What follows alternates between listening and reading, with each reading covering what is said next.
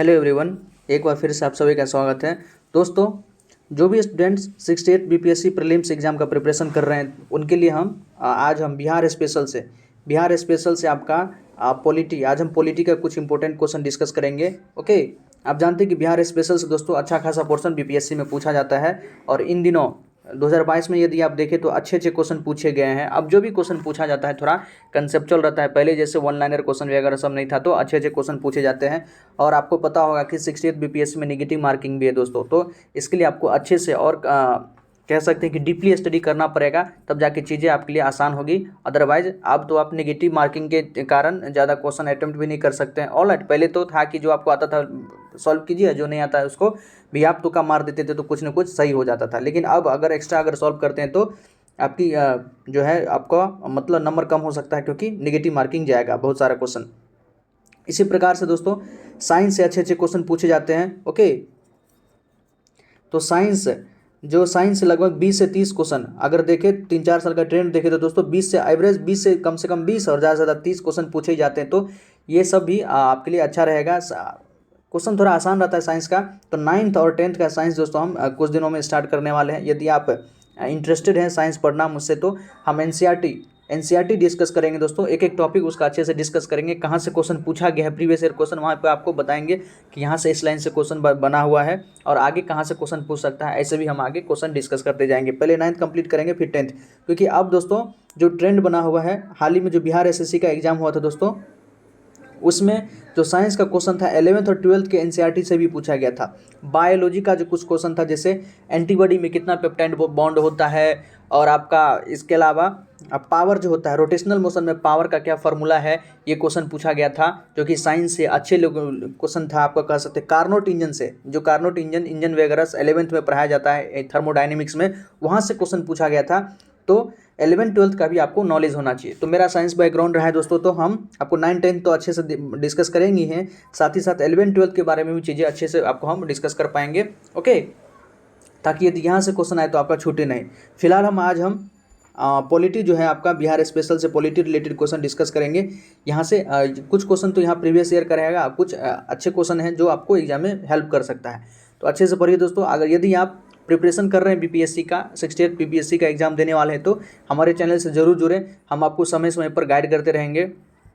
वो सारी चीज़ें, वही अच्छे अच्छे क्वेश्चन डिस्कस करेंगे जो जिसकी एग्जाम में आने की प्रबल संभावना होगी कंसेप्चुअली दोस्तों, ताकि आपका कंसेप्ट भी क्लियर हो और आपका क्वेश्चन भी प्रैक्टिस होते जाए। ओके, तो बने रहे हमारे चैनल दोस्तों प्लीज़ चैनल को सब्सक्राइब कर लें।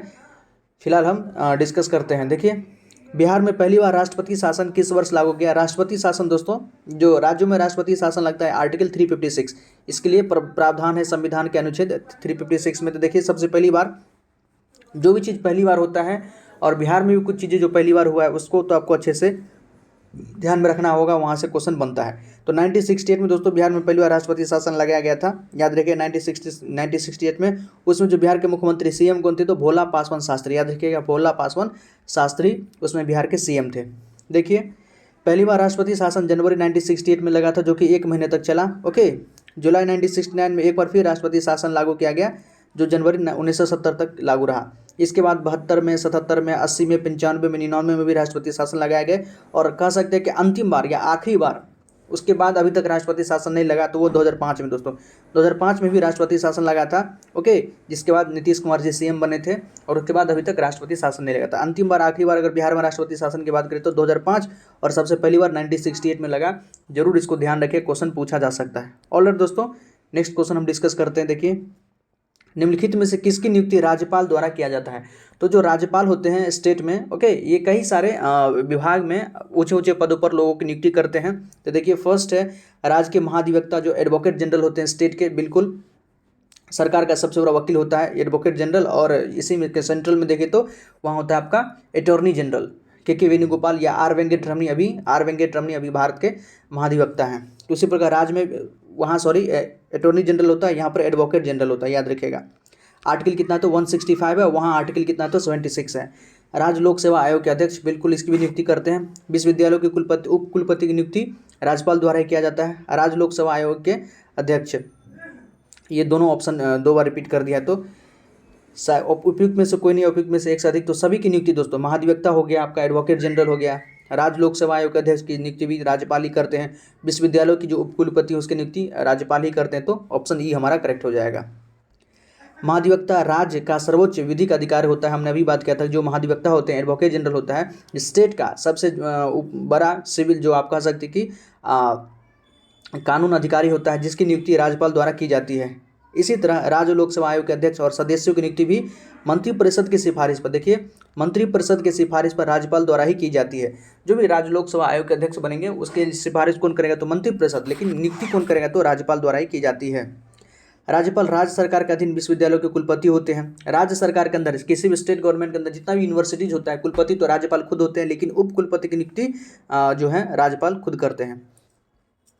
नेक्स्ट क्वेश्चन है, निम्नलिखित में से किस संविधान संशोधन के अनुसार राज्य विधानसभा हेतु साल 2026 के पश्चात सीटें निर्धारित की जाएगी?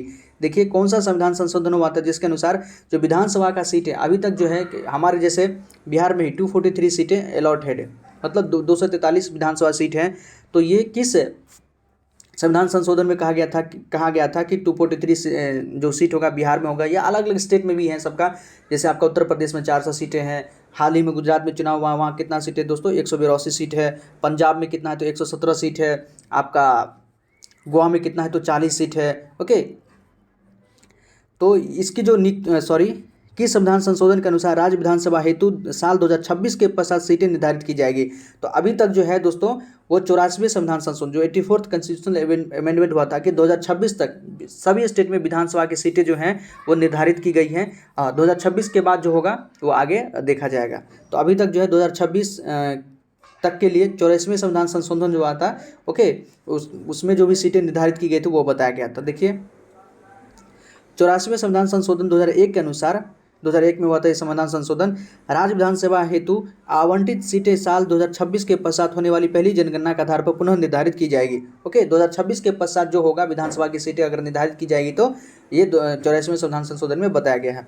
वर्तमान में राज्य विधानसभा की आवंटित सीटें साल 1970-71 के जनगणना के आधार पर निर्धारित की गई।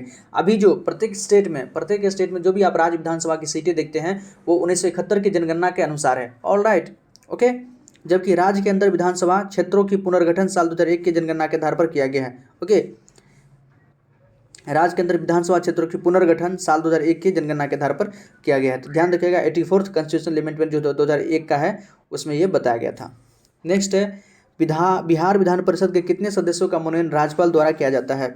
विधान परिषद के कितने सदस्य, जिस प्रकार से आपने पढ़ा होगा कि राष्ट्रपति जो है राज्यसभा के 12 सदस्यों की नियुक्त मतलब अपॉइंट करते हैं, ओके, मनोनयन करते हैं, उसी प्रकार से राज्यपाल जो है विधान परिषद के लिए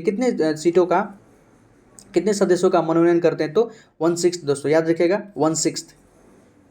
बिहार विधान परिषद के 1/6 सदस्यों का मनोनयन राज्यपाल द्वारा किया जाता है।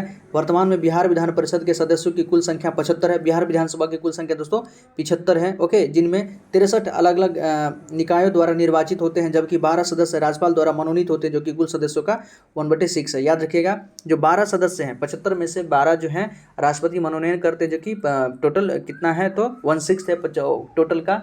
और उसी प्रकार से जैसे राष्ट्रपति 12 सदस्यों का मनोनयन करते हैं अलग अलग फील्ड से, उसी प्रकार से राज्यपाल भी स्टेट में 1/6 जो कि 12 सदस्य हैं उसकी मनोनयन करता है राज्यपाल। ओके, तो 63 सीटें जो है अलग अलग निकाय द्वारा निर्वाचित किए जाते हैं, और जबकि 12 से जो सीटें हैं वो राज्यपाल द्वारा मनोनीत होता है, जो कि कुल सदस्य का 1/6 ध्यान रखिएगा। ओके, अक्सर बिहार विधान परिषद से क्वेश्चन पूछा जाता है, और हाल ही फिलहाल में जो बिहार एसएससी का एग्जाम है उसमें भी आर्टिकल 75(2) के बारे में और राज्य विधानसभा के बारे में सीटें दोस्तों उनकी शक्तियों के बारे में, सीटों का बंटवारा जो है, इन सब से रिलेटेड कौन सा आर्टिकल है, ये क्वेश्चन बिहार एसएससी में पूछा गया था। नेक्स्ट है, बिहार में ग्राम पंचायत के गठन हेतु कितनी जनसंख्या का प्रावधान है?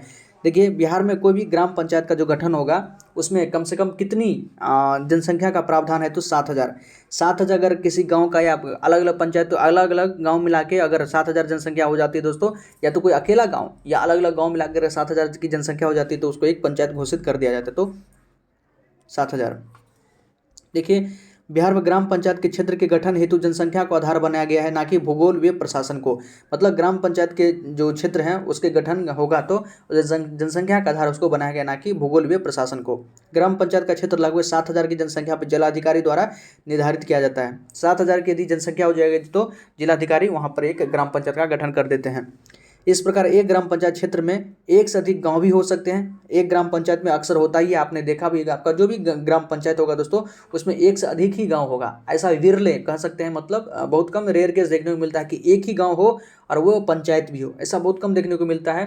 जैसे मेरा ही गाँव है तो 2 गाँव को मिलकर एक पंचायत बनाया गया है। हमारे गाँव के बगल में वहाँ 3-4 गाँव मिलकर एक पंचायत बनाया गया है। आपका भी हो सकता है, ओके, आपको जानकारी होगा। और एक गांव में एक से अधिक ग्राम पंचायत भी हो सकते हैं, यह गांव की जनसंख्या पर निर्भर करता है। ऑलराइट, कहीं कहीं पर 7,000 की जनसंख्या एक गांव में पूरा नहीं होता है तो अलग गांव को इंक्लूड करके एक पंचायत बना दिया जाता है। देखिए इंपॉर्टेंट क्वेश्चन है, पटना उच्च न्यायालय की स्थापना किस वर्ष की गई? एक तो पटना हाईकोर्ट और पटना विश्वविद्यालय, ये दोनों क्वेश्चन पूछता है दोस्तों। तो पटना हाईकोर्ट की स्थापना हुआ तो 1916 में, और पटना अगर विश्वविद्यालय की स्थापना पूछे तो 1917 में। याद रखिएगा, हाईकोर्ट 16 में और विश्वविद्यालय 17 में। देखिए पटना उच्च न्यायालय की स्थापना भारत सरकार अधिनियम 1909 के अंतर्गत 3 फरवरी 1916 को की गई थी। याद रखिएगा, 3 फरवरी 1916 को भारत सरकार अधिनियम जो 1909 का आया था उसके अनुसार किया गया था। यह उच्च न्यायालय साल 1948 तक बिहार एवं उड़ीसा दोनों प्रांतों के लिए कार्य करता। तो ऑब्वियसली बात है, जो पटना हाईकोर्ट था उसमें जो उड़ीसा बिहार में ही शामिल था, तो 1936 में उड़ीसा जो है बिहार से अलग हुआ था। तो 1948 तक जो पटना उच्च जो हाईकोर्ट था वो बिहार और उड़ीसा दोनों प्रांतों के लिए कार्य करता था। पटना उच्च न्यायालय के प्रथम जो मुख्य न्यायाधीश थे, जो चीफ जस्टिस थे, सर एडवर्ड जेम्स केमियर, कई बार इनसे चेमियर उसको नाम भी कहता है, इनसे रिलेटेड क्वेश्चन पूछा गया। तो पटना हाईकोर्ट के पहले मुख्य न्यायाधीश कौन थे? तो एडवर्ड जेम्स केमियर थे, और वर्तमान में संजय करोल हैं यहाँ के मुख्य न्यायाधीश। वर्तमान में जो पटना हाईकोर्ट के मुख्य न्यायाधीश है तो संजय करोल।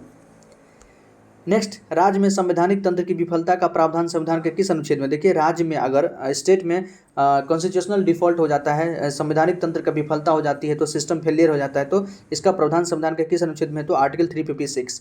हम जानते हैं कि आर्टिकल 356 के थ्रू जो राष्ट्रपति है राज्य में, अगर संवैधानिक विफलता हो जाती है, संवैधानिक तंत्र की विफलता हो जाती है, तो वहाँ पर राष्ट्रपति शासन लगाते। तो अनुच्छेद 356। राज्य में संवैधानिक तंत्र की विफलता का प्रावधान संविधान के अनुच्छेद 356 में किया गया है। इसके अनुसार केंद्र की संघीय सरकार को यह अधिकार है कि वह राज्य के राज्यपाल की सलाह पर, देखिए 356 में क्या बताया गया कि जो सेंट्रल का जो फेडरल गवर्नमेंट है उसको ये राइट है कि राज्य के राज्यपाल की सलाह पर, अगर राज्यपाल ये सजेशन दे कि राज्य में संवैधानिक तंत्र की विफलता या संविधान के स्पष्ट उल्लंघन की दशा में उस राज्य में राष्ट्रपति शासन लागू कर सकता है। यह उस स्थिति में भी लागू होती है जब राज्य विधानसभा में किसी भी दल का गठबंधन को स्पष्ट बहुमत ना हो। पहली बात तो संवैधानिक तंत्र का अगर विफल हो जाए, संवैधानिक सिस्टम अगर कॉन्स्टिट्यूशनल जो सिस्टम अगर सही से काम नहीं कर पाए, तब राष्ट्रपति शासन लग सकता है। दूसरी बात, किसी भी दल को अगर स्पष्ट बहुमत प्राप्त नहीं होता है तो उस समय भी राष्ट्रपति शासन लग सकता है। ऑलराइट, नेक्स्ट है बिहार पंचायती राज संस्थाओं में अनुसूचित जाति हेतु कितने प्रतिशत आरक्षण का प्रावधान? देखिए पंचायती राज संस्थाओं में, बिल्कुल पंचायती राज से हर बार क्वेश्चन पूछा जाता है दोस्तों। ओके, 73वां संविधान संशोधन होगा आपका, और जो नगर निकाय से रिलेटेड 74वां संविधान संशोधन है, इससे रिलेटेड क्वेश्चन हर बार पूछा जाता है, तो ये आपको पता होना चाहिए। बिहार पंचायती राज संस्थाओं में अनुसूचित जाति हेतु, अनुसूचित जाति और जनजाति दोनों को आरक्षण दिया गया, तो कितने प्रतिशत आरक्षण का प्रावधान है? तो अनुसूचित जाति को दोस्तों 16% आरक्षण, कितना? 16%। देखिए बिहार पंचायती राज अधिनियम में अनुसूचित जाति, अनुसूचित जनजाति और महिलाओं के लिए आरक्षण का प्रावधान है। सभी के लिए, अनुसूचित जाति, अनुसूचित जनजाति और महिलाओं के लिए भी आरक्षण का प्रावधान है। अनुसूचित जाति के लिए यह आरक्षण 16% है। याद रखिएगा, जो अनुसूचित शेड्यूल कास्ट है उनके लिए 16% तय किया गया है, जबकि अनुसूचित जनजाति के लिए यह 1% है। अनुसूचित जनजाति के लिए 1% है। वही सभी समुदाय की महिलाओं और सभी किसी भी कम्युनिटी की फीमेल हो सकती है, उनको 50% निर्धारित किया गया उनका आरक्षण। ओके, तो महिलाओं के लिए 50%, अनुसूचित शेड्यूल कास्ट के लिए 16% और शेड्यूल ट्राइब के लिए 1% जो है आरक्षण निर्धारित किया गया है। आरक्षण की यह व्यवस्था पंचायतों के सभी स्तरों के सदस्यों के साथ साथ अध्यक्ष के पद के लिए भी लागू है। मतलब सभी स्तर हो सकता है, जो भी हायरार्की ऑर्डर है कह सकते हैं पंचायत का, विलेज पंचायत का, उसमें सभी पर ये और अध्यक्ष पद के लिए भी लागू है। नेक्स्ट है राज्यसभा में बिहार के कितने प्रतिनिधि होते हैं? राज्यसभा मतलब बिहार से कितने मेंबर है? तो ऑब्वियसली कितना है? तो दोस्तों 16 है। ओके, राज्यसभा में 16 है और लोकसभा में कितना है? 40 है। तो राज्यसभा में पूछा है तो 16, याद रखिएगा कितना है? तो 16 दोस्तों। सबसे ज़्यादा उत्तर प्रदेश में, देखिए उत्तर प्रदेश में विधानसभा की सीट कितने हैं? विधानसभा की सीट उत्तर प्रदेश में 400। वहाँ पे विधान परिषद का सीट कितना है? तो 100 है। विधान परिषद का सीट कितना है? 100 है।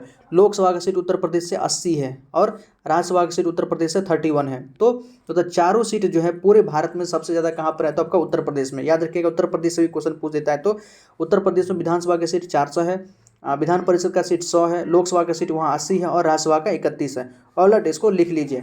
उसी प्रकार से बिहार का अगर अलग अलग पूछे तो देखिए बिहार का विधानसभा का सीट आप जानते हैं 243 है दोस्तों, 243 है।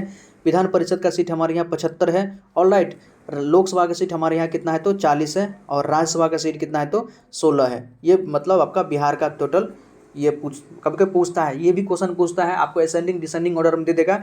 लोकसभा का सीट बिहार, उत्तर प्रदेश, बंगाल, महाराष्ट्र, अक्सर यहाँ सबसे क्वेश्चन आपको असेंडिंग ऑर्डर में आपको सजाने को मिल सकता है। ओके, तो ये आपको पता होना चाहिए। देखिए, बिहार में लोकसभा की 40 जबकि राज्यसभा की 16 सीटें हैं, याद रखिएगा। राज्यसभा भारत की संसद के ऊपरी सदन है। ऑब्वियसली बात है, जो राज्यसभा है वो अपर हाउस उसको हम कहते हैं, विशिष्ट जनों का सभा भी उसको बोलते हैं। इसकी सदस्यता 250 सदस्यों तक सीमित है, मतलब मैक्सिमम कितना है तो 250 है। 245 अभी वर्तमान में कह सकते हैं। वर्तमान में राज्यसभा के सदस्य कितना है तो 245 है। मैक्सिमम 250 है, लेकिन वर्तमान में कितना है तो 245 है। 245 में यही 12 आपको पता है राष्ट्रपति उनको मनोनीत करते हैं, और इसके अलावा जो 233 है ये अलग अलग स्टेट से, यूटी से, यूटी आपका दिल्ली हो सकता है, और एक और है यूटी, वहाँ से चुन के जाते हैं। तो स्टेट से और यूटी से चुन के जाते हैं 233 मेंबर, और 12 मेंबर तो राष्ट्रपति खुद उसको मनोनीत करते हैं। नेक्स्ट है, बिहार पंचायती राज अधिनियम 2006 के तहत ग्राम कचहरी की कार्यवाहियों के निरीक्षण का अधिकार किसे दिया गया। देखिए, जिस प्रकार से न्यायालय होता है हमारे, डिस्ट्रिक्ट कोर्ट हो सकता है, आपका हाई कोर्ट हो सकता है, उसी प्रकार से गांव में होता है ग्राम कचहरी। तो ग्राम कचहरी की कार्यवाहियों के निरीक्षण का अधिकार किसे दिया गया, तो उसके जो भी कार्यवाही होगी, वर्क सब होगा, उसका निरीक्षण कौन करेगा तो जिलाधिकारी। समय समय पर जिलाधिकारी को उनको अधिकार दिया गया, वो जाके इनका मतलब एक प्रकार से इंस्पेक्शन कर सकते हैं, तो जिलाधिकारी। बिहार पंचायती राज अधिनियम 2006 के तहत ग्राम कचहरी की कार्यवाहियों के निरीक्षण का अधिकार जिलाधिकारी को दिया गया है। सरपंच जो है ग्राम कचहरी का अध्यक्ष होता है। ये इंपॉर्टेंट लाइन है दोस्तों, इसको जरूर अंडरलाइन करके लिख लें कि सरपंच जो होता है ग्राम कचहरी का अध्यक्ष होता है, जो ग्राम पंचायत की जनता द्वारा प्रत्यक्ष तौर पर निर्वाचित होता है। सरपंच का चुनाव तो डायरेक्ट होता है। इसका कार्यकाल 5 वर्षों का होता है। ग्राम कचहरी के पास दीवानी और फौजदारी विषयों से संबंधित सीमित अधिकार है। देखिए, दीवानी हो सकता है या फौजदारी मामले का इसके पास जो है सीमित अधिकार है। एक अभ्यास प्रश्न देखते हैं, भारत की कितनी फीसदी आबादी बिहार में निवास करती है। भारत की कितनी फीसदी आबादी जो है बिहार में निवास करती है, तो 8.60%। याद रखिएगा, 8.60 पॉपुलेशन जो है टोटल इंडिया का, उसका बिहार में निवास करता है दोस्तों, जो कि भारत का तीसरा सबसे ज़्यादा है। भारत की कुल जनसंख्या का 8.60% बिहार में निवास करता है। इस लिहाज से भारत जो है भारत में बिहार का तीसरा स्थान है। बिहार की कुल जनसंख्या पुरुष में 52% है और महिला का 47% है। तो लिंगानुपात में तो अंतर है ही हमारे राज्य में। ऑलराइट, तो ये कुछ ध्यान रखिएगा दोस्तों, इंपॉर्टेंट है। यही सबसे ज़्यादा लिंगानुपात पूछ दे बिहार में कहाँ है तो गोपालगंज में सबसे ज़्यादा है और मुंगेर में सबसे कम है। ऑलराइट, तो ये कुछ इंपॉर्टेंट क्वेश्चन था दोस्तों मेरे अनुसार, पॉलिटी से रिलेटेड, बिहार स्पेशल पॉलिटी से रिलेटेड। इसके अलावा हम कल नेक्स्ट डे हम साइंस का करेंगे, फिर हम हिस्ट्री का करेंगे, फिर पॉलिटी का करेंगे। ऐसे हम अलग अलग विषयों का हम दोस्तों आपको बिहार स्पेशल से इंपॉर्टेंट क्वेश्चन डिस्कस करते जाएंगे, जो आपको आपके कंसेप्ट को बूस्ट करेगा और एग्जाम में भी आपके लिए ये किफ़ायती साबित होंगे दोस्तों। आप अगर इसको आप पढ़ के जाते हैं तो एग्जाम में आपके क्वेश्चन निश्चित ही पूछे जाएंगे, और अच्छे अच्छे क्वेश्चन है एग्जाम में, ये क्वेश्चन जरूर पूछे जाएंगे दोस्तों, प्रीवियस ईयर में पूछे भी गए हैं। तो प्लीज़ हमारे चैनल को सब्सक्राइब कर ले दोस्तों। कोई क्वेरी हो तो कमेंट सेक्शन में पूछें। बहुत बहुत धन्यवाद दोस्तों। जय हिंद।